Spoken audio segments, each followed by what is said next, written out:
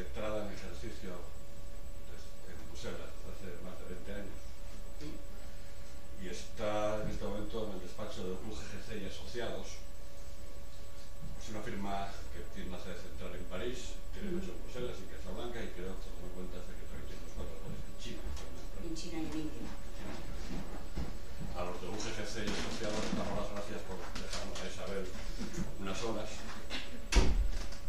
Me consta también que hoy estará escuchándonos el despacho de Amorós de Valencia, uno de los más importantes. Un saludo a María Amorós. Y Isabel, cuando quieras. Muchas gracias por la invitación al seminario y os saludo a todos los presentes, los que están conectados. Vamos a hablar del reglamento llamado Bruselas 2 bis. ¿Por qué Bruselas 2 bis? Porque hubo Bruselas 1, que es el de la competencia en temas generales, contratos y demás, y el Bruselas 2 empezó solamente tratando de temas de contencioso matrimonial.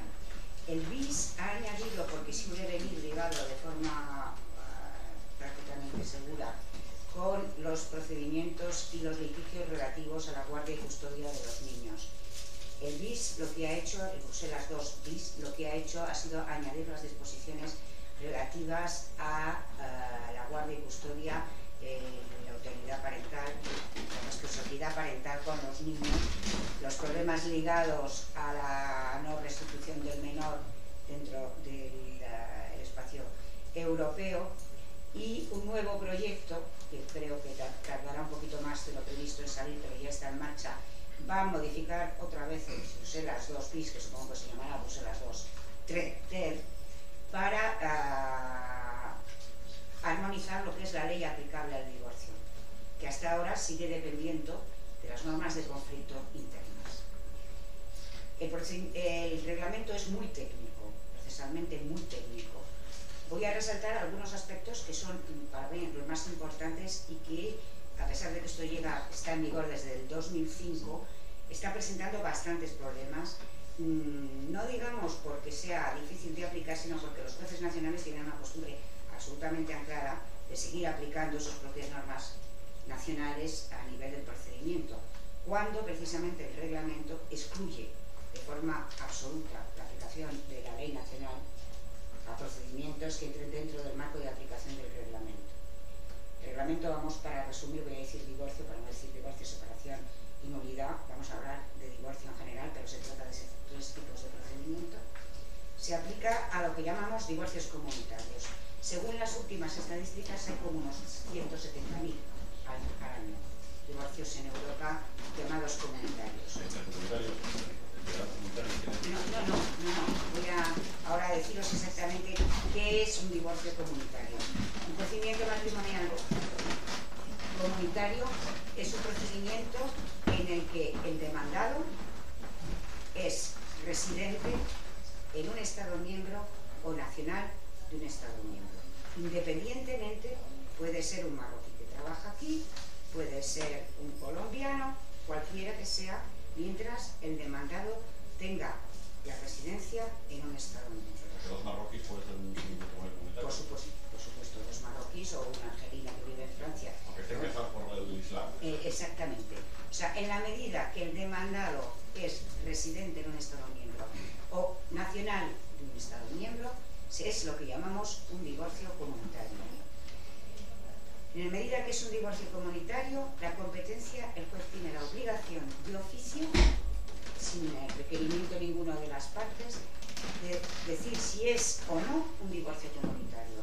Quiere decir si, en virtud del reglamento, hay que aplicar el reglamento o puede aplicar la normativa interna. Si él considera que el reglamento se aplica, pero que él no es competente en virtud del reglamento, no puede en ningún caso conocer el asunto.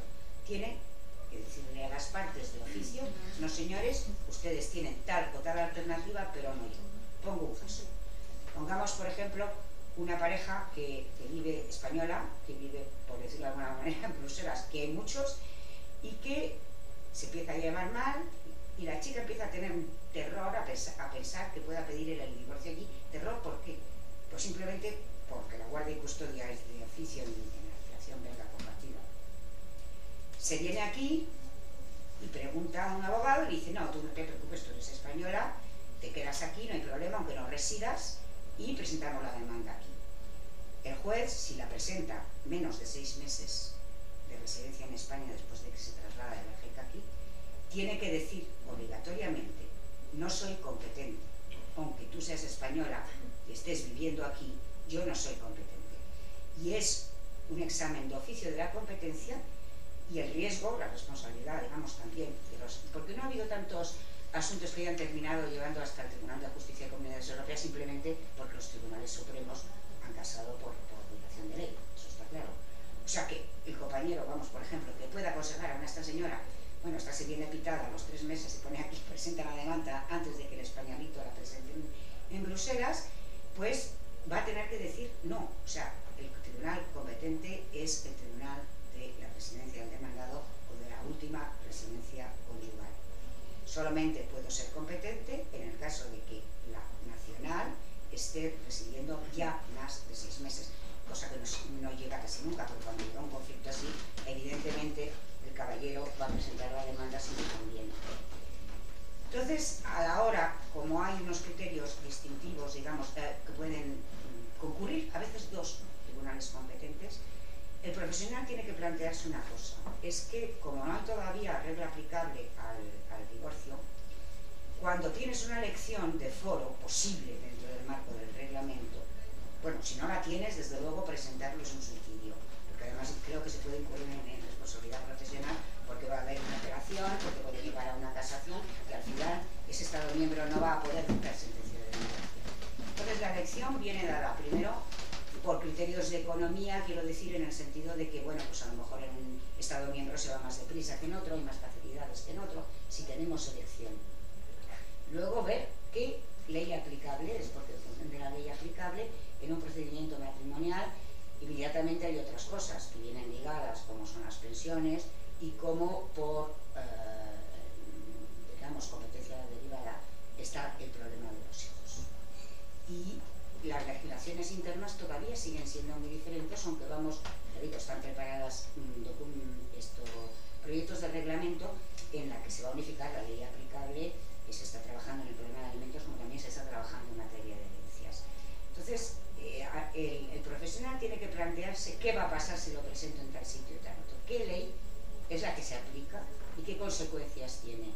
Porque hay cosas, por ejemplo, he puesto el ejemplo de los países en los que la guardia y custodia compartida, aunque el niño tenga 2 años, es obligatoria, salvo que concurran, pues por ejemplo, que uno de los padres no lo quiera, o que hay un tema de peligro, pero vamos, si no... Entonces, el sistema de guardia y custodia compartida, que es el de como tú has dicho, en algunos países.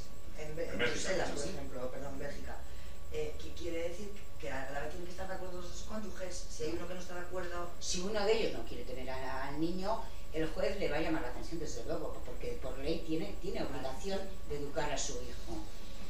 Y otros, te pongo este caso, pero por ejemplo, otro de los elementos que hay que tener en cuenta es que en ciertos países hay que oír al menor a partir de los 3 años, por ejemplo en Alemania.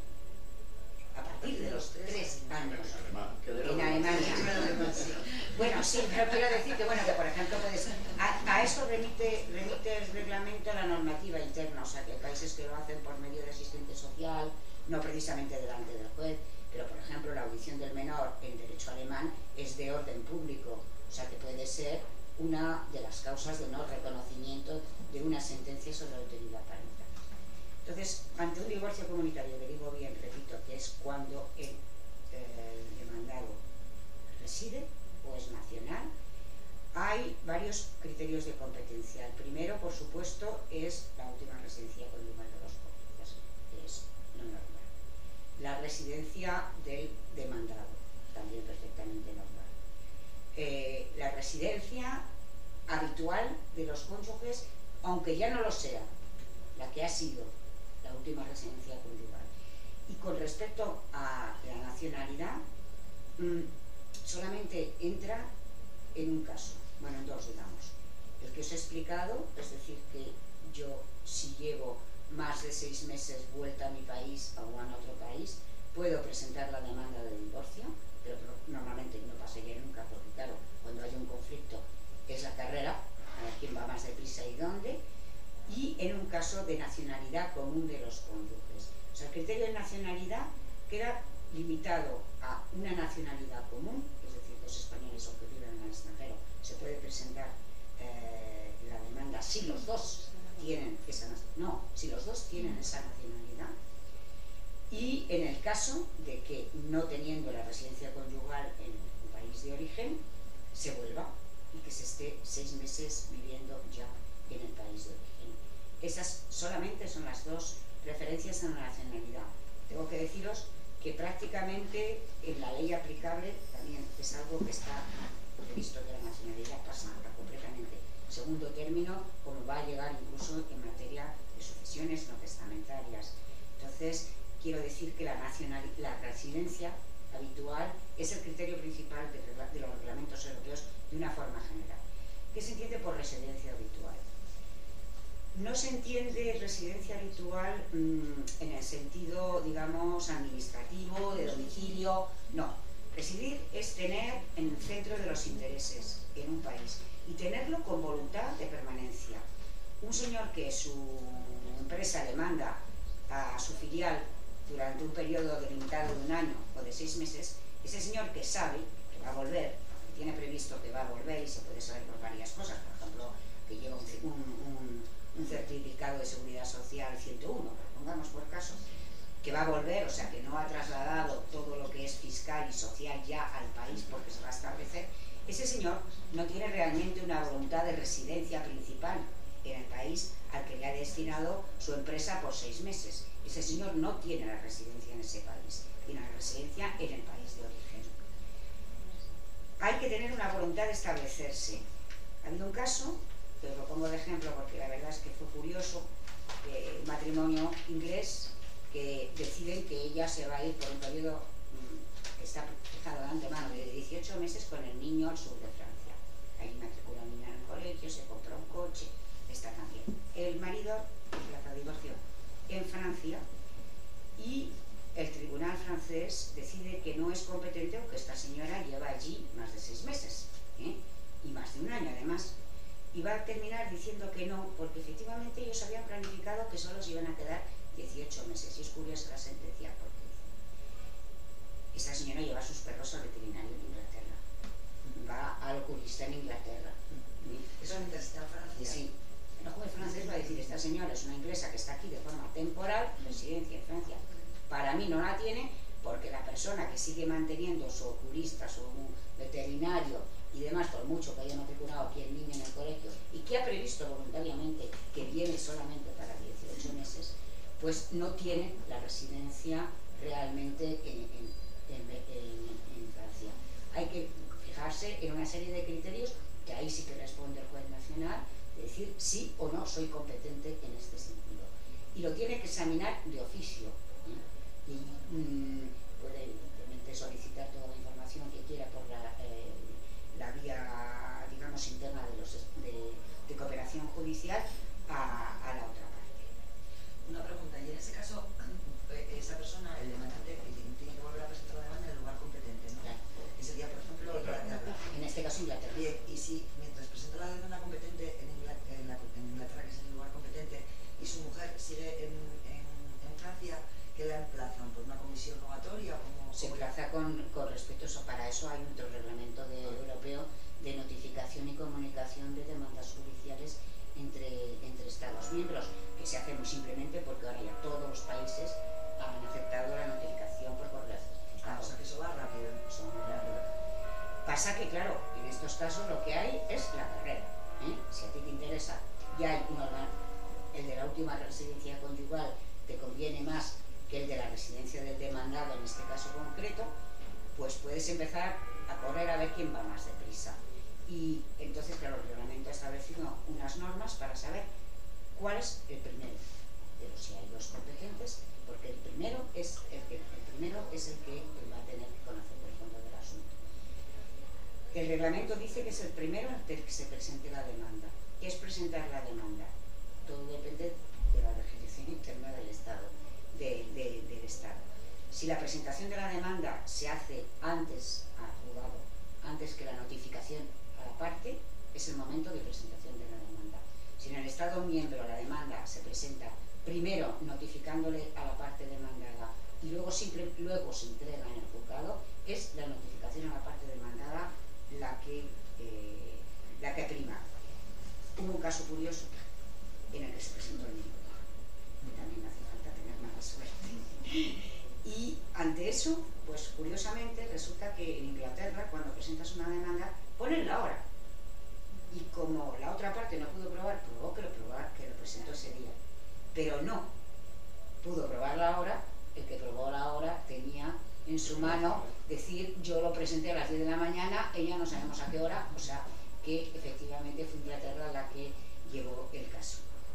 En el caso de que hubiese, porque también ha habido discusión sobre ese aspecto, países en los que haya obligación antes de presentar la demanda de una conciliación previa, porque la ley interna prevea esa conciliación previa, se considera que la conciliación previa ya es presentar la demanda de conciliación previa, para que no haya una distorsión entre países que obligan o que no obligan a eso.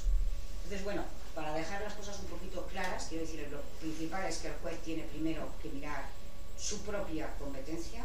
Si considera que es competente, muy bien, pero desde luego no puede nunca utilizar el derecho interno para establecer su propia competencia. Si viene, por ejemplo, una española con un americano que está en París, pues tendrá que estar viviendo última residencia conyugal, o viviendo más de 6 meses en España, para poder emplazar en España al señor americano, porque el señor americano sigue siendo dentro del marco personal, puesto que vive en París. Ese señor se le puede emplazar en España, pero solamente en el caso en el que la señora, uno de los cónyuges, sea nacional española y lleve viviendo más de 6 meses. Si no, va a ser la residencia del demandado, la última residencia conyugal, o la nueva residencia del demandado si lleva más de un año residiendo en otro Estado miembro. Esos criterios son exclusivos. Entonces, creo que hay que tener, presente que a veces no está tan fácil llegar a que jueces nacionales que no tienen costumbre, de este tipo de cosas, apliquen de oficio. Yo creo que es una responsabilidad por parte nuestra recordarles la aplicación de estos reglamentos, porque si no se va a poder incurrir en casación y es una falta de economía procesal. Imagino que habría casación en ningún caso. Sí. Porque más no cabe casación, ¿no? Que yo sepa, no. No cabe. Sí, pero si cabe un recurso a apelación, A no ser que sea por modificación de doctrina o no sé qué está, pero tampoco. Cabe. En España no cabe casación. ¿No cabe casación en la operación de ley? A mí desde luego nunca se me dio el caso. No, que no es imposible. Con lo cual no puedo contestar un error, pero me da que no. Imposible. Claro, aquí hay la primera instancia y la Perdona, apelación. ahora mismo tenemos un asunto del despacho muy curioso, que están 2 jueces peleándose por un procedimiento matrimonial que yo el otro día lo comentaba, y con el abogado contrario le dije: yo creo que cuando 2 juzgados se declaraban competentes, Decisión superior. no, yo que pensé que uno decía al otro: no, quédatelo tú. Que va. No, pues se están peleando. En Villaviciosa presentamos nosotros una demanda en Gijón, porque teníamos que haber último domicilio conyugal común, y el abogado contrario lo presentó en Villaviciosa, porque dijo que era el último sitio en el que habían vivido. Entonces, se declaró competente el juzgado de Villaviciosa y se declaró competente el juzgado de Gijón. Nos llevamos como 3 meses con peleas y nos dieron posibilidad de recurso. ¿Qué pasa? Que al final decidimos las 2 partes, los 2 abogados, que no nos interesa que nos da igual que sea Gijón que en Villaviciosa. O sea, claro, es que pero bueno, aquí porque es la misma ley. Casa, claro. Si tú tienes, por ejemplo, 2 personas que son de nacionalidad argelina, casadas en Argelia, que viven en Francia, a la señora no le interesa para nada ir a Argelia. Por supuesto, no. Con lo cual, pero yo el ejemplo te lo ponía no por eso, que eso está claro. No, pero yo el ejemplo no te lo ponía por eso, te lo ponía porque efectivamente aquí cabía recurso de apelación para determinar la competencia, pero que yo sepa, no cabe casación. Te lo ponía por eso. Seguro. Bueno, depende, claro, por supuesto, del procesal. En este caso, en el que he puesto el ejemplo, casación sería una apelación. se declaró incompetente el tribunal francés, porque no le pareció que unos señores que tienen la nacionalidad argelina y que se han casado en Argelia, él tenía que ocuparse de este tema porque no le apetecía, o por lo que fuese. En apelación y el Tribunal Supremo francés pasó, porque por no aplicación del reglamento europeo y por haber aplicado la legislación interna, y en este caso pues eso, en temas como los que me estás diciendo es territorial, pero es que esta señora de verdad no le interesaba para nada. De que esto aquí no se sabe que existe, ¿eh? Vamos, venga. Aquí nadie sabe que esto Sí, existe. que sí. Que no, Aquí que sabe para que nada. existe esto. Que para Los nada. jueces menos. Que para nada. Tengo yo sentencias del tribunal, por ejemplo, de Zaragoza, con un tema de litispendencia con Bruselas 1 y lo ha argumentado de oficio, que había una litispendencia internacional y que no podía pronunciarse hasta que el tribunal, que se presentó la demanda en primer término, como es en el caso de Bruselas 1, estatuyera sobre su competencia, o sea que ha suspendido y lo ha hecho de oficio, pero como Dios manda. A lo mejor los jueces jóvenes ahora estudian esto en la escuela. Yo creo que algunos aficionados al derecho europeo. Será eso. Bueno. En la universidad ahora sí se estudia derecho comunitario. Sí, pero esto no... Claro, o sea que es que digo que hay que tener cuidado porque al tener estos hay un poco de carrera a qué tribunal presentar, porque los regímenes jurídicos internos son muy diferentes unos de otros, y porque efectivamente si bien siempre el reglamento fija la residencia del menor como residencia habitual, en el sentido que hablamos, residencia habitual del menor como criterio de competencia para conocer los temas de responsabilidad parental, hay evidentemente una competencia derivada si el caso se presenta dentro del marco de un divorcio. El juez que conoce del divorcio va a conocer de los problemas de responsabilidad parental, aunque el niño no esté, no sea la residencia habitual del niño. Puede sí inhibirse diciendo que hay otro tribunal que para el tema del menor puede ser más adecuado. Tiene que motivarlo. ¿Por qué? Entrar en contacto, cogerse su teléfono, como dice la guía, coger el teléfono, llamar al juez del otro lado y decirle: te lo reenvío porque a mí me parece que por estos motivos yo no tengo conocimiento suficiente como para conocer de un tema de responsabilidad parental de un menor que está en tu país. El juez de ese país puede decir que sí, puede decir que no, pero lo que no puede hacer es mandarlo a un tercero, por ejemplo.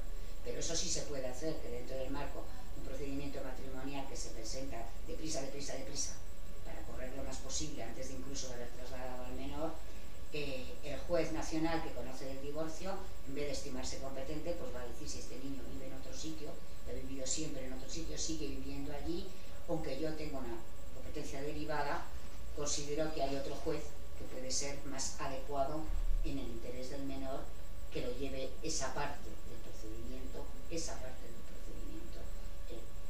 Esta competencia derivada es importante, por supuesto, la del menor y bueno, por supuesto, quiero decir que el criterio de litispendencia, de saber si hay dos demandas presentadas, por supuesto es la primera, si es competente, la que va a conocer del tema, suspender el procedimiento hasta que el juez que se presentó la demanda primero decida si o no es competente. Y esta litispendencia tiene un carácter un poquito original, digamos, con respecto a lo que sabemos siempre con problemas de litispendencia y con necesidad. Es que solamente se exige la identidad de las partes. Es decir, que ni hay que tener ni identidad ni de causa ni de objeto. Hay litispendencia si uno presenta una demanda de separación en un país y una demanda de divorcio en otro país. Solamente la litispendencia con respecto a los temas de procesos matrimoniales es identidad de partes. Que uno pida la nulidad del matrimonio, otro la separación o sea el divorcio o lo que sea, solamente si hay una identidad de las partes ya hay litispendencia. El juez que conocerá por primero tiene que decir si es competente o no es competente, de oficio. Si no es competente lo reenvía, y si ya se ha presentado la demanda en el otro, tiene que suspender hasta que el primero diga si se considera competente o no se considera competente. Bien, como digo, los criterios son exclusivos, con lo cual la aplicación del derecho interno no puede en ningún caso intervenir si estamos ante un divorcio comunitario, en ningún caso, en ninguno. Solamente cabe el conocer, digamos, de forma, si no es el el domicilio del demandado, que tenga la nacionalidad común o que haya una residencia de más de 6 meses. En el caso que tengamos un procedimiento en curso y que durante se haya dictado, por ejemplo, una sentencia sobre autoridad parental, que se entiende en el sentido lo más amplio posible. ¿Qué es eso exactamente de autoridad parental? Pues es la guardia, para hablar claro, la guardia y custodia, el derecho de visita. Vale. Si un juez ha conocido dentro del marco de un procedimiento, el que sea, sí, por divorcio o por otra razón, y ha dictado una sentencia en materia de custodia o en materia de derecho de visita, y que se desplaza la persona que tiene la guardia y custodia de forma lícita, porque puede, porque tiene la guardia y custodia, desplaza al menor. El reglamento innova porque, aún teniendo derecho a desplazarte con tu hijo porque tienes la guardia y custodia y establecerte en nuestro país, el tribunal que conoció y dictó la resolución en materia de derecho de visita, aunque el niño ya no esté, va a seguir siendo competente por un plazo de 3 meses. Es decir, la señora se lleva al niño porque tiene el derecho de custodia, se había fijado un derecho de visita de cierta manera, entonces el padre puede perfectamente dirigirse al tribunal que dictó la sentencia estableciendo el derecho de visita durante 3 meses. Va a seguir siendo competente mientras el menor no tenga una residencia en otro Estado miembro, pero residencia en el sentido de residencia de permanencia, con voluntad de permanencia, más de 3 meses. Mientras tanto, la persona que tiene un derecho de visita puede volver al tribunal que dictó sentencia, entre otras cosas probablemente para que modifique el derecho de visita y pueda dar el famoso certificado.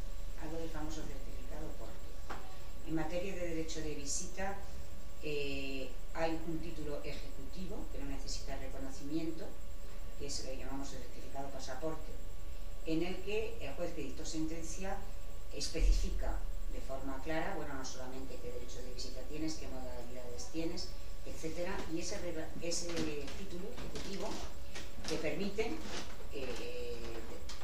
si el niño está en otro Estado miembro, ejercer tu derecho de visita sin tener que recurrir a los tribunales del lugar de residencia del niño para ejercer el derecho de visita. Bueno, ejecutarías ese título en el lugar donde está viviendo el niño. Exactamente, ejecutarías. Porque al juzgado tienes que acudir.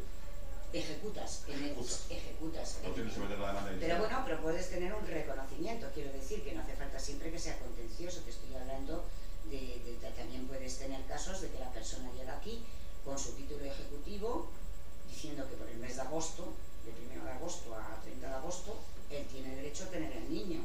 Llega aquí, lo coge y, pues, pongamos que tenga cualquier problema, el que sea en un momento dado, un accidente, lo que sea, y que le pidan quién es este niño, porque está usted, está bien usted sobre este niño. Y efectivamente ese título garantiza, digamos, tiene lo que es el declarativo de derecho, aparte del ejecutivo, el declarativo de derecho tiene en ese título. Cuando en un caso de divorcio internacional el juez que estatuye sobre esta materia ve que va a tener que dictar un derecho de visita transnacional, es decir, que están viviendo en otros Estados miembros, de oficio tiene que rellenar este certificado y tiene que hacerlo de la forma lo más precisa posible. Si no pone, por ejemplo, las horas, eventualmente el juez nacional donde se va a ejercer el derecho de visita, si hubiera un problema, tiene competencia para completarlo. Pero vamos, en general, yo lo he tenido un caso de un congolés residente en Bélgica que tenía un derecho de custodia, un derecho de visita, y que se ejercía aquí en España, y en su día tuvo problemas porque era una niña y tal cual, y en el momento que se hizo entonces en su momento no se dictó título ejecutivo por lo que fuese, o porque a lo mejor era antes, y se solicitó, y efectivamente por ese título ejecutivo llega aquí a España, coge a la niña, se la lleva de viaje a Portugal, se le da la gana, no tiene ningún problema porque tiene un reconocimiento declarativo en cualquier caso, y ejecutivo si tienes que ejecutarlo. Estoy hablando aquí de un derecho de visita y de un desplazamiento legal. El reglamento trabaja de forma súper intensiva, os he dejado por ahí porque hay una guía práctica. Si me dejas un momento, que ha publicado la Unión Europea para la parte esta de niños, porque claro, efectivamente es en la que más supuestos complicados hay. Ha editado una guía práctica que está súper bien hecha, está más bien dirigida a los jueces, pero está muy bien hecha porque hay que combinar, aunque son complementarios y no contradictorios en ningún caso, el convenio de la Haya, que también es aplicable a otros niños en otros estados que no son la Unión Europea. Ha editado esta guía práctica para poder aunar un poco de forma clara lo que es el convenio de la Haya para desplazamientos ilícitos. Eso es efectivamente un problema que es técnicamente bastante complicado por todos los intereses que hay. Simplemente deciros, bueno, pues que también en esa materia de restitución de un niño hay un título ejecutivo europeo que el tribunal que dictó la sentencia organizando la guardia y custodia sigue siendo competente, aunque el niño se desplace de forma ilícita, y puede dictar una resolución para que restituyan inmediatamente el menor.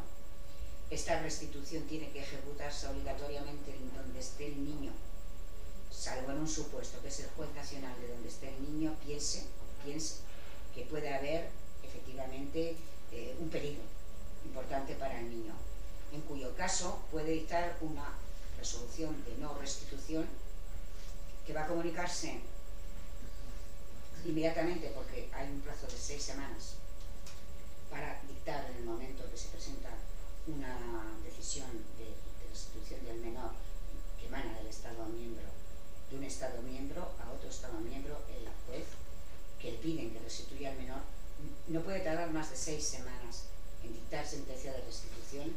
Vamos, siempre tiene que restituir, salvo que haya peligro. Y si hay peligro, puede dictar una sentencia de no restitución que se va a comunicar inmediatamente a el otro Estado miembro, el Estado miembro de origen, digamos, que sigue manteniendo su competencia. O sea, que va a decir, yo en mi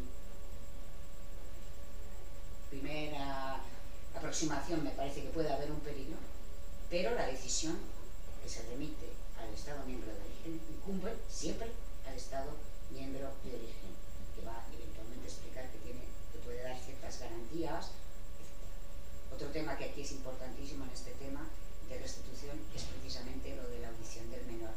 La audición del que se ha llevado al niño y la audición del niño es obligatoria, según las formas que fije la legislación interna, porque ahí no se mete en eso, no se mete el reglamento, pero sí es obligatoria. Si el juez considera que el niño no tiene uso de razón o madurez suficiente, tiene que motivarlo. Y va a tener que motivarlo porque dentro de las poquísimas causas de no reconocimiento que hay de una sentencia relativa a la autoridad parental o al derecho de visita o a la restitución del niño, el hecho de que se haya respetado la obligación de escuchar al menor en la medida que se pueda, tiene que, si no se hace, estar motivado. Es decir, bueno, a mí me parece que este niño tiene 5 años, yo no soy alemán, no me parece que haya que escuchar en estos temas. Esa es otra de las características principales de esta parte del reglamento. Es decir, siempre la residencia del menor, lo resumo, eventualmente no la residencia del menor si se está trabajando en el marco de un procedimiento comunitario que se lleva en otro estado de residencia, que el juez puede inhibirse a favor del estado de residencia porque no considera que tiene la proximidad suficiente para estatuir a ese respecto. El certificado europeo que garantiza el ejercicio del derecho de visita y mantiene la competencia del Estado de origen durante por lo menos 3 meses después si el niño se desplaza legalmente. La competencia del Estado de origen en caso de desplazamiento ilegal del menor.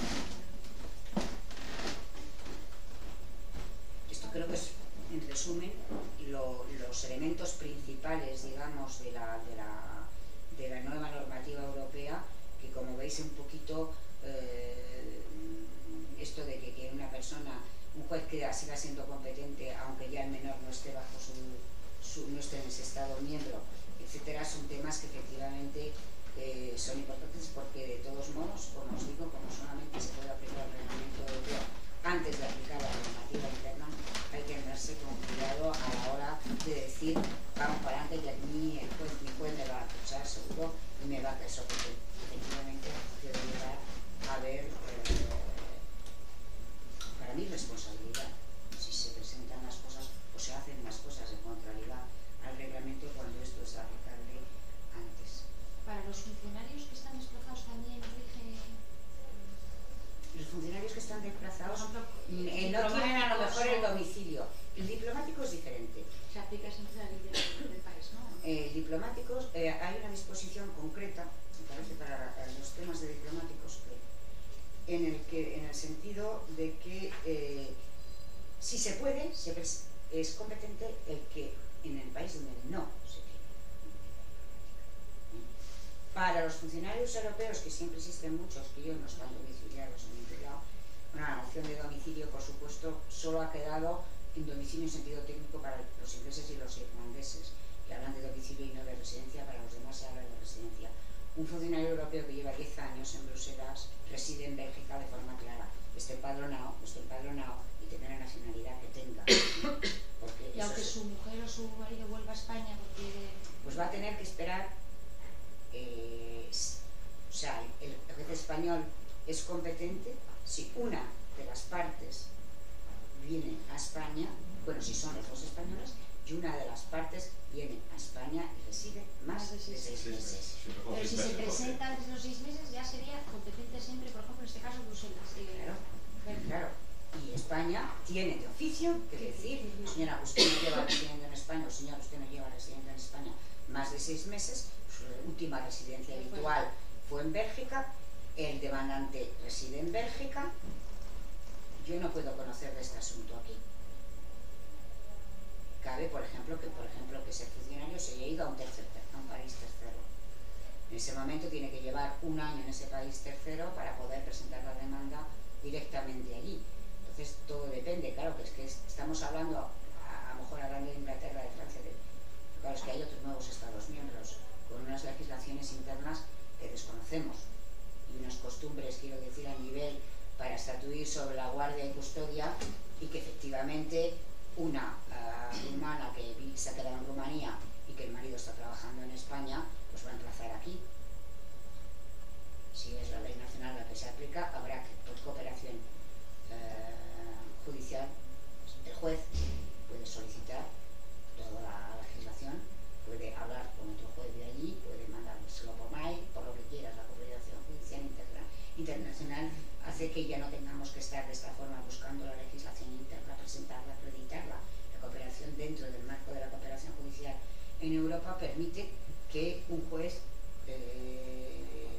pida ayuda, digamos, a la cooperación judicial internacional para que le cuente cómo está la legislación interna, qué norma de reenvío hay, etcétera, etcétera. O sea que hay muchos países y mucho tráfico internacional. Quiero decir que hay gente que ha dejado, sobre todo en los países, los nuevos países adherentes, hay mucha gente que la familia se ha quedado en el país de origen y el trabajador se ha desplazado, con lo cual hay muchísimos casos, porque precisamente esta separación implica muchas veces un problema matrimonial a la larga o a lo corto, y efectivamente hay muchísimos casos en los que el problema efectivamente viene del desplazamiento de trabajadores, de la libre circulación, lo mismo que hablaba de los temas de las filiales, etcétera, etcétera. O sea que evidentemente cada día hay más también, claro, por supuesto, como he dicho, lo de los dos argelinos que residen en Bélgica, en eso, un colombiano que vive aquí tiene derecho a solicitar que se le aplique porque es residente aquí, tiene derecho a que si tiene a su marido, una colombiana, quiero decir, que tiene a su marido trabajando aquí, tiene derecho a presentar la demanda como demandado residente, aunque no sea nacional, en España, tiene derecho a presentar la demanda en España, por supuesto. O sea que hay que tener muy claro que hay que olvidarse del criterio de nacionalidad para fijarse simplemente en el criterio de residencia. Otra cosa es la ley aplicable, que ahí sí que... La ley aplicable todavía, evidentemente, cada Estado miembro, pero cada vez estamos viendo, primero porque va a salir Europeo que ya está en proyecto, que está muy avanzado y que, bueno, no lo he subrayado, pero lo subrayo ahora, que así como en otras materias, en materia contractual y en otras siempre se da prioridad a la autonomía de las partes, en estos temas se ha sido muy reticente a que haya una posibilidad de elección del foro de común acuerdo. No lo figura en el reglamento 2 bis. Ni siquiera de común acuerdo. Hombre, sí, es que entonces no es un contencioso. O sea, pero que se ha sido muy reticente porque siempre se ha considerado que en temas de procesos matrimoniales que suelen ser venenosos hay una parte débil. Entonces, lo de la autonomía de las partes, en el próximo reglamento, en la modificación que interviene, se va a admitir, pero se va a admitir con una serie de garantías después de que o sea, una elección después de que nazca el procedimiento, de forma clara, habiéndose informado y que tenga una relación para que no haya un forum shopping, por las consecuencias que puede tener. No simplemente nos ponemos de acuerdo con esto, sino que eso va a tener unas consecuencias muy importantes con respecto a la guardia y custodia. Se me había olvidado comentar que evidentemente cuando hay una guardia y custodia compartida, el trasladar a un niño sin que los dos estén de acuerdo es un desplazamiento ilícito. No es que no se pueda ejercer un derecho de visita, no es el artículo 9, no, estamos en un desplazamiento ilegal de un niño si los dos tienen la guardia y custodia y uno de ellos decide llevárselo. Ahí efectivamente el Estado de origen va a decir, no señores, mientras no resolvamos esto, el problema que supone que usted se quiere marchar, que hay una guardia y custodia compartida y que tenemos que tratar del fondo del asunto con respecto a cómo se va a ejercer la guardia y custodia, porque se separan ustedes y cada uno va en un país, el Estado miembro de origen que toda la sentencia en su momento diciendo que esto es guardia y custodia compartida va a seguir siendo competente para conocer el fondo del asunto. Entonces, digamos que los supuestos pueden ser, sobre todo en temas de niños, numerosísimos, numerosísimos. La materia de alimentos no la fija este reglamento, la fija el reglamento Bruselas 1, y en materia de, también se está hablando en materia de digamos, para estos temas está también, pero está muy atrasado el tema de los regímenes matrimoniales, porque hay una tendencia enorme a que cada Estado miembro aplica su ley para su divorcio y aplica su ley para los temas de responsabilidad parental. ¿Por qué? Porque es que la guardia y custodia al cual le parece que aplique la que aplica, la aplica como la aplica, como tiene costumbre de aplicarla, y sin más. O sea, que no va a decir a lo mejor, señores, yo les aplico la ley española porque, bueno, el niño tiene la nacionalidad española o va a estar así. No, va a decir, bueno, para mí la guardia y custodia es la guardia y custodia, la organizo como lo hago cuando vienen los señores belgas. Rara vez porque le digas que estás aplicando el derecho rumano, pongamos por caso, va a hacerlo de otra forma, ¿sabes? Porque son cosas que son...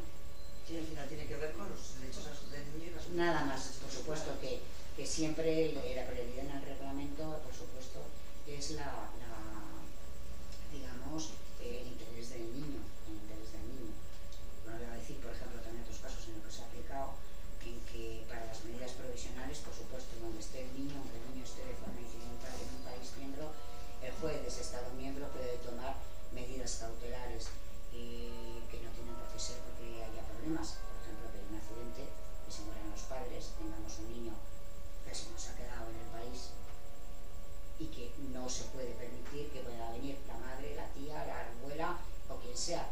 El juez del país donde está el niño va a tomar las medidas cautelares, se va a informar eventualmente en el país de residencia o en el juez del país de residencia qué personas son las más adecuadas para que de forma provisional se vuelvan a llevar al niño y que ya el juez donde reside el niño tome las medidas de fondo oportunas, pero las medidas cautelares las va a tomar el juez del país donde el niño está, en este caso desgraciadamente el niño estaba sin padre ni madre y era muy pequeño. Entonces, bueno, siendo que eran marroquíes de orígenes, pues se tomaron medidas porque evidentemente quisieron llevárselo también para el país de origen de Marruecos, aunque la persona estaba, los marroquíes en cuestiones que pasaban por España, estaban domiciliados en otro país miembro. Es decir, que siempre que haya, digamos, elementos de extraneidad internos a la Unión Europea, hay que estar atento a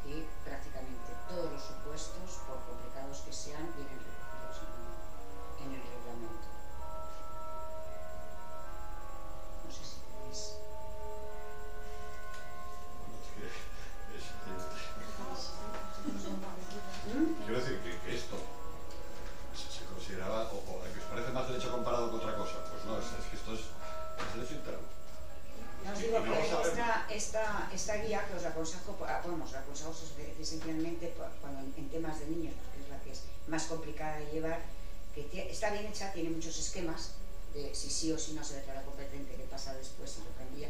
Está bien hecha, yo os la aconsejo, está en el sitio evidentemente de cooperación civil internacional de la Unión Europea. Está muy bien hecha, os lo he dejado ahí un par de ejemplares para que Esos reglamentos de lo veáis. Bruselas 1 y Bruselas 2, ¿qué es eso? O sea, el reglamento de Bruselas 1 es en materia civil y comercial, el reconocimiento de competencia, reconocimiento y ejecución de sentencias en materia civil y comercial, que incluye, bueno, pues todo lo que son contratos, por supuesto, la compraventa, el derecho el contrato de trabajo, el contrato con los consumidores, el contrato de seguros. El reglamento Bruselas 1 es el que en su día vine a exponer hace 2 años. Sí, es la primera charla. Ese reglamento es el reglamento que rige, no se aplica ni en sucesiones ni en materia matrimonial, pero sí se aplica a alimentos, contrato de trabajo, ventas, en fin, en toda una serie, prácticamente todo lo que es civil y comercial general, salvo las excepciones previstas en el reglamento, que son pocas, y de otras la materia matrimonial, que viene ahora recogida en Bruselas 2, y luego hay el reglamento en materia de insolvencia, que también es un reglamento porque son procedimientos que va aparte, y ahora, ya os digo, está en preparación el tema de sucesiones, que está costando mucho porque ahí sí que hay una tradición muy fuerte. Entonces el que se pierda la ley nacional del decuyus como ley aplicable a un procedimiento en esta materia está resultando difícil para algunos Estados miembros el pasar al país de residencia, o el pasar, bueno, si en realidad hay testamento, se puede hacer una cláusula, por supuesto, de ley aplicable al testamento, pero claro, hay que evitar el que pueda haber en un momento dado en temas de estos otro forum shopping, con evidentemente las legítimas que son diferentes en cada Estado miembro, etcétera, etcétera. O sea que son temas en los que la tradición familiar está muy anclada, y que es muy difícil, digamos, sobre todo para nosotros profesionales, tratar estos asuntos, primero con el rigor y segundo con la prudencia, porque las consecuencias pueden ser enormes, o sea, enormes y a largo plazo, porque, digo, por ejemplo, el caso de la custodia compartida, para las españolas les parece bastante imposible que a un niño de 2 años lo pongan una semana en cada casa. Sí, es interesante, sí. Entonces, el recurso a un país en el que no haya eso, por ejemplo, es la carrera. ¿Cómo se articula la custodia compartida en esos países? Porque una semana en cada casa... En general es una semana en cada casa. Una semana en cada casa. Luego, pues depende también un poquito si son mayores, si se escucha a los niños, si son más mayores o no, vamos, a partir de los 14, bueno, por ejemplo, en el caso de Bélgica, que es obligatorio de por ley dar la custodia compartida, a partir de los 12, 13 años se escucha a los niños, pero vamos, se la tiene bastante rígidamente. Quiero decir que en general a los adolescentes esto les repatea. ¿Y se mueven los niños o los padres? Se mueven los niños. ¿Se entiende que es mejor para los menores eso? ¿No se vuelven locos? Parece ser que a largo plazo sí. Es porque, mejor. ¿sabes? Si vives en el mismo barrio, vale. Pero Que eso vale, te digo pues, yo, no hay claro. problema, pero claro, Si no hay si una el punta. padre vive en Bruselas y la madre vive en Ámsterdam, le complicamos la vida. Bueno, si O dentro de la en misma Bruselas, ciudad, para o la en madre, Amberes, o en Amberes, bueno, O en por una ciudad supuesto, como Madrid, de locos. entonces va a tener en cuenta o bien la guardia y custodia compartida, pero compartida articulando que el compartir es que los fines de semana, todos los fines de semana, y por si el niño se decide que se va al colegio en Ámsterdam, pues que todos los fines de semana de esta forma os lo tiene que llevar, y que todas las vacaciones, porque tiene derecho a tenerlo aproximadamente el 50% del tiempo. Es más No siempre es una noción de tiempo, es una cuestión más de Reparto tiempo, equitativo del eso tiempo. es, reparto equitativo, y bueno, pues todo depende de las circunstancias particulares. Si el niño puede coger el avión, no puede coger el avión solo, en fin, bueno, todo ese tipo de cosas son circunstancias que intervienen, pero efectivamente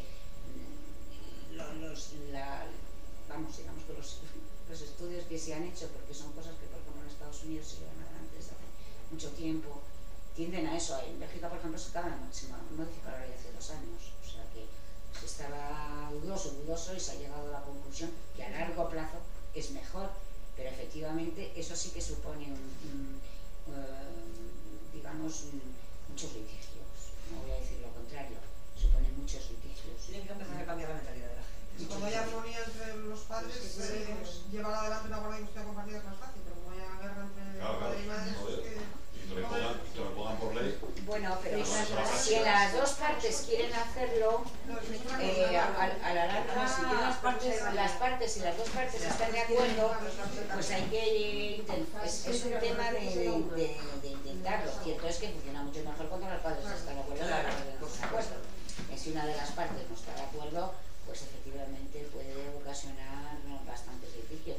Y eso es una de las cosas que hace que, sobre todo en procedimientos comunitarios como estos, en los que por esencia hay un elemento de dos países, haya mucha carrera para presentar las demandas. Efectivamente, hay mucha carrera porque mientras no se unifique todo lo que es el régimen interno y las consecuencias derivadas del divorcio no estén unificadas, precisamente hay que tener cuidado de ver qué ley aplicable tenemos y qué dice esa ley.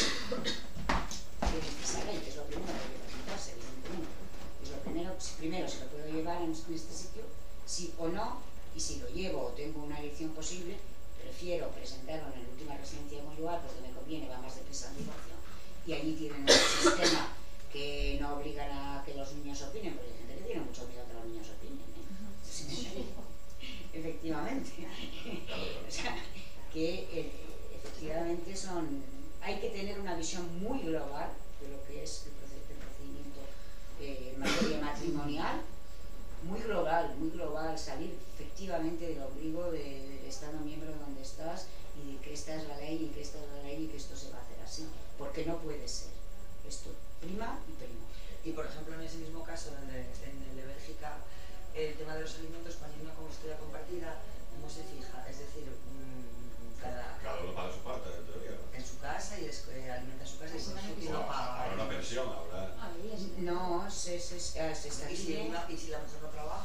Se estatuye en función de eso, la obligación de alimentos y la obligación de educación, pues va dada también en el sentido de que si cada uno le alimenta una semana, pues hay una serie de gastos extraordinarios que se fijan, las vacaciones y los cursillos de no sé cuántos, depende, claro, naturalmente de la posición económica de los padres, y hay quien hay que obligarle a pagar el vale, pues hay gente que no se les puede obligar, por supuesto que no tienen dinero para eso. Dependiendo de eso puede haber, si hay un desequilibrio entre el nivel económico de los padres, va a haber una contribución alimenticia más importante, independientemente de que sea compartida o que no sea compartida. En general va en ese sentido, en lograr un equilibrio, digamos, entre las partes, porque claro, en este tipo de ejercicio del derecho de visita en países diferentes está muy difícil, está difícil de organizar y difícil de prever. Aún cuando lleves el título ejecutivo sí, pero verás, en el título ejecutivo pues hay un apartado en el que pone, por ejemplo, modalidades de ejercicio del derecho de visita cuando la resolución conste con precisión, por supuesto, fecha y hora, comienzo, fin, lugar, obligaciones particulares del titular de la responsabilidad parental, obligaciones particulares del beneficiario del derecho de visita, si al lugar, restricción aplicable al ejercicio del derecho de visita. O sea, el propio reglamento, el propio certificado va de alguna manera a exigir al juez, que sabe que tiene un problema internacional, a rellenar esto, que lo rellena de oficio, sin solicitarlo a las partes, si ya hay un elemento en el que va a haber de un Estado miembro a otro, y lo va a completar si cuando se dictó sentencia sobre el derecho de visita no estábamos en ese caso, el juez donde está el niño puede efectivamente completarlo. Y ese certificado lo hace al final del procedimiento, claro, porque pero lo hace de oficio, es como, bueno, pero es un poco, cuando no hay acuerdo de las partes dicta las medidas, es un poco lo mismo, ¿no? Ya, lo que pasa es que cuando en el caso de que el juez de la familia esté viendo que hay un elemento de Unión Europea, un elemento comunitario, una vez que dicta sentencia, esto lo emite de oficio y pone todo el cuidado posible, evidentemente, en la sentencia y luego, por supuesto, en el certificado, regular de forma clara lo que es el derecho de visita para este tipo de casos, porque tiene en principio este certificado tiene que venir con, por supuesto, exactamente igual que la sentencia, pero él lo tiene que dar en estos casos de oficio. Si luego resulta que un juez de la familia normal, resulta que la persona que tiene el derecho de visita, la que tiene la guardia y custodia, se va de otro país, entonces la parte lo solicita. ¿Y se puede modificar también ese certificado como una modificación de medidas? No. ¿No? El certificado solo es el resultado de la sentencia. El resultado de la sentencia. Porque puedes modificar la Salvo error material, o sea, se vuelve a modificar el certificado. Claro, o sea, contra este certificado no hay recurso. Contra este certificado que no hay recurso. Con este certificado es el resultado de la que sentencia. se emite en la lengua del país de origen y que luego, bueno, si lo quieres ejecutar tienes que traducirlo. Contra este certificado, que es ejecutivo en todos los Estados miembros, no hay recurso, solo se puede rectificar el error material. Recurso contra esto no hay. Recurso Y contra si se marcha a un país que no es miembro de la Unión Europea, ¿y qué pasaría con ese certificado? Claro, por ejemplo, estaba en Bruselas, se la mandan a Chile, ¿ahí qué haces? No tiene vigor. Pues tienes que empezar de cero otra vez. No tienes, pero o sea, que puedes pedir el S4 allí y en caso de no restitución, entonces estamos en el convenio de la Haya. En caso de no restitución del niño, en este caso, para países terceros, hay el convenio de la Haya que trabaja de forma muy equivalente.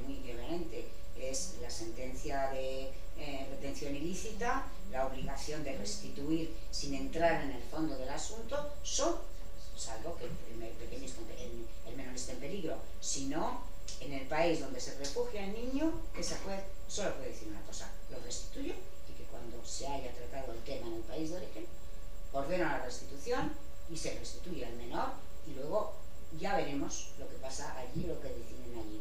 Pero salvo que tengas una causa urgente, donde el menor se refugia de forma ilícita, ese juez no es competente, tiene que ordenar, sin entrar en el fondo del asunto, la restitución del menor. Es un poco lo que pasó aquí con aquella mujer de Avilés que trajo a los hijos de Ray, ¿no? Y le mandaron devolverlos al padre. Con el caso, tienes que no cabe recurso. No cabe recurso ciertamente porque no es un acto recurrible el certificado. Pero como título ejecutivo, para ejecutarlo tienes que interponer una demanda ejecutiva. Y contra esa demanda ejecutiva cabe oposición. En el momento en que el juez quiere dictar una resolución que no es de restitución, que es la que es de pleno derecho, para dictar una sentencia de no restitución, aparte de convocar a las partes, tiene que oír al titular de la guardia y custodia y al niño, obligatoriamente. Al niño, salvo que tenga un poquito de edad y que te parezca, y lo motives. Contra esa ejecución. Esa audiencia del niño viene improvisada también. Esa audiencia del niño. Sí, la audiencia del niño es obligatoria. Independientemente de la edad. Independientemente de la edad, salvo que el juez considere y lo motive que el niño no tiene madurez suficiente porque tiene 2 años. O sea, y que no tiene madurez suficiente, pero desde luego no puede decir que no restituya al niño sin haber escuchado al niño y sin haber escuchado a la persona que tiene eventualmente la guardia y custodia en el otro país o que lo reclama.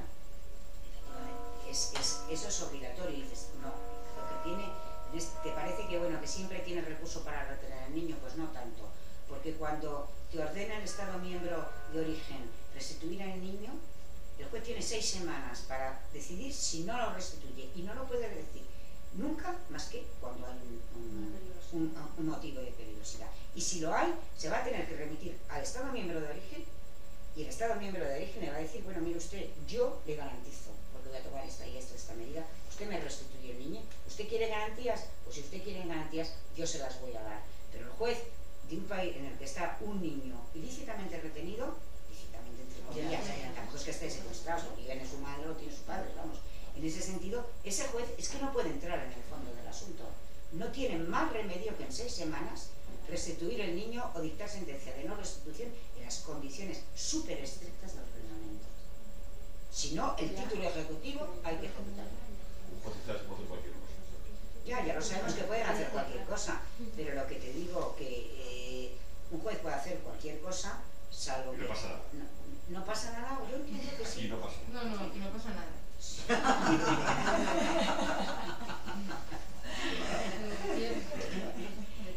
Aquí no pasa nada, desde luego, sí. Vamos, no me lo creo. Pues mira, te lo podemos decir a coro si quieres. Aquí no pasa nada. Puede que le dé la gana incumplir la ley, aplicar otra ley, inventarse una ley. Ningún Pero, problema. señores, somos abogados, ¿no? Sí, Sí, por eso lo decimos. Todos Porque lo sabemos. Inventar hechos probados, que es complicado a raíz del reglamento, ¿se podría pedir de una sentencia anterior al reglamento? Sí. Sí se puede pedir una sentencia anterior al reglamento. Para que cualquier juez que tenga la sentencia. No es de oficio ya como a partir del reglamento, pero lo puedes pedir. Lo puedes pedir, por supuesto que lo puedes pedir.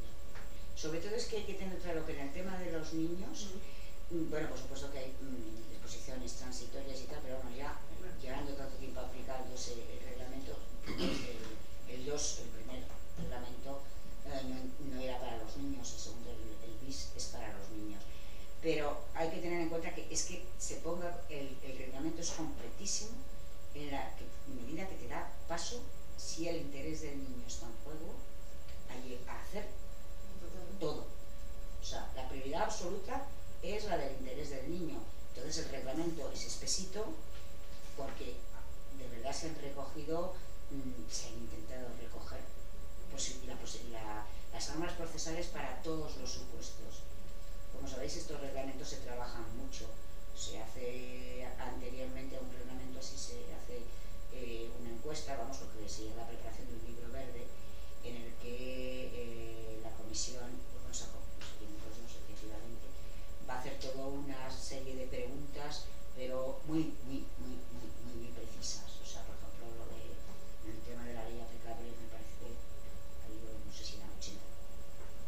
Y entonces cada Estado miembro designa o bien profesores de universidad. En el tema de las herencias ha designado, por ejemplo, a notarios, a la Cámara de Notarios, que contestan de forma precisa, verdaderamente preguntas precisas en derecho, y cada país va a entregar este documento según los que ellos designan. Puede ser a lo mejor 4 profesores que van a hablar de la jurisprudencia de la ley en su país, de cómo se aplica, en tal caso qué dificultades hay, etcétera, etcétera. Entonces con esos documentos se va a elaborar un trabajo en el que se va a ver efectivamente cuáles son las diferencias que parecen imposibles de solventar sin que haya un acuerdo entre los Estados miembros. Por ejemplo, en el caso de la ley del divorcio, que para modificar este reglamento del que os he hablado hoy, que es la que va a entrar, creemos, pronto en vigor, porque ya está así, pues por ejemplo, en Suecia es que se han negado a que se pueda un tribunal sueco aplicar una ley de divorcio que no es la suya. Está bloqueándolo en ese sentido. Los ingleses y los irlandeses se han negado a participar en ese reglamento. Eso me voy a decir que este sí que es obligatorio en todos los Estados miembros, hasta los nuevos, menos Dinamarca. Menos Dinamarca. Que siempre hay alguna excepción. Siempre es Dinamarca. Dinamarca no está completamente en la Unión Europea, no tiene la sí ley. está. No, sí está. Lo que pasa es que entra siempre con retraso. Con Bruselas 1 ha tardado una pila de años en aceptar el Bruselas 1, no sé por qué. Porque no sé, las razones no entiendo por qué, pero al final ha terminado de aceptar, porque claro, cuando esto empieza a ser general y derecho común y lleva 5 años aplicándose, pues quieras que no, te pasa también como con Suiza, que no es Estado miembro, pero que termina haciendo un acuerdo bilateral con la Unión Europea en la que las reglas que se aplican son estas, porque claro, es que la enorme circulación que hay de trabajadores y de personas en la Unión Europea hace que al cabo de X años es que ya no puedes trabajar de otra manera. Dices, bueno, aquí en España no se hace, pues se hará, se terminará haciendo porque no hay más remedio, o sea, que es así. Entonces, la práctica importa, me parece a mí, nosotros como abogados, entiendo, a tener mucho rigor en este sentido, porque efectivamente es lo que hay, nos guste o no nos guste, es lo que hay y es nuestra obligación referirnos aunque tengamos posibilidades. No digo que no, esto no es una normativa rígida, puesto que hay posibilidades de elección de foro en ciertos casos, y eso, pero hay que hacerlo con un cierto rigor, porque cegarse a aplicar estos reglamentos, por ejemplo en Bruselas 1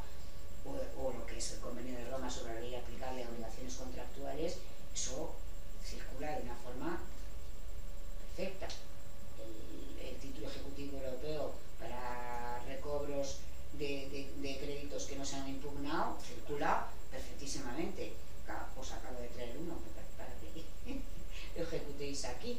Entonces, quiero decir que ahora ya, al cabo de 5, 6, 7 años de funcionamiento de todos estos reglamentos, Bruselas 1, Bruselas 2, el reglamento en materia de notificaciones, ese sí que ha funcionado verdaderamente de forma clara, porque ha habido problemas al principio, por ejemplo, en materia de notificaciones, algunos países hicieron reservas, pero ahora ya se han levantado todas esas reservas transitorias, y simplemente la notificación por un agente judicial de un Estado miembro a una persona que reside aquí por carta certificada de un emplazamiento es suficiente, se considera suficientemente notificado. Si la persona a la que te diriges habla el idioma, no tienes por qué notificarlo con traducción. La persona que lo recibe, si le da la gana porque dice que no lo entiende, dice que exige la notificación, en su idioma lo hace. Pero, por ejemplo, en un caso como hay uno que tenemos ahora entre manos, de una señora que vivían en Bélgica en su día, divorciaron, él volvió para España y lleva aquí una pila de años, pero es español, pero claro, ha vivido en Bélgica muchos años y habla francés.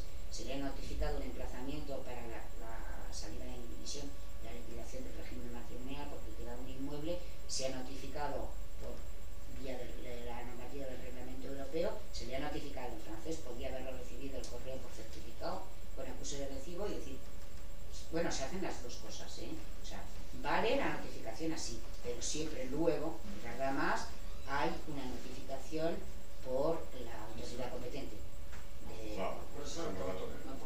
No, se hace, o sea, en cada Estado miembro, o sea, el reglamento, si lo veis, la estructura que tiene, cada Estado miembro va a decir cuál es la autoridad que puede recibir la notificación para notificarlo en este caso, y que lo mismo en materia de ejecución, o sea, que el órgano competente en cada uno de los Estados miembros para cada una de las cosas, eso lo declara cada Estado miembro en el momento de la publicación del reglamento. O sea, que tú coges el reglamento y te vas a mirar quién es en Inglaterra el que tiene, a quién le tengo que mandar la autoridad competente para transmitir una notificación judicial, y ya lo tienes. O sea, que efectivamente la comunicación se hace de forma muy fácil en este sentido. O sea, que todos estos reglamentos ya van entrando en una dinámica tan de costumbre, digamos. Bueno, en el caso del reglamento 1 del que hablamos la última vez, pues lo mismo, quiero decir que la circulación de las sentencias es muy rápida, la circulación de los procedimientos y las ejecuciones es muy rápida, y poco a poco, efectivamente, en materia matrimonial se está tardando un poquito más, porque es una cosa muy, digamos, muy pesada. Sí, cuando entran las personas... No es lo mismo que una venta, una compra